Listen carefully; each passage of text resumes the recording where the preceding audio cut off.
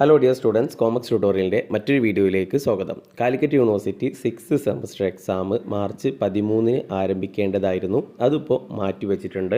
അപ്പോൾ ഇന്ന് വന്ന നോട്ടിഫിക്കേഷൻ പ്രകാരം 6th semester UG examination April 2024 for the candidate of affiliated college SDE private registration. അപ്പോൾ എല്ലാവരുടെയും എക്സാം 6th സെമസ്റ്റർ എക്സാം മാറ്റിവെച്ചിട്ടുണ്ട്. അപ്പോൾ 13-ാം തീയതി ആരംഭിക്കേണ്ട എക്സാം അത് റീഷെഡ്യൂൾ ചെയ്തിട്ട് 1/4/2024 ഏപ്രിൽ 1-ാം തീയതി മുതലാണ് ആരംഭിക്കുന്നത്.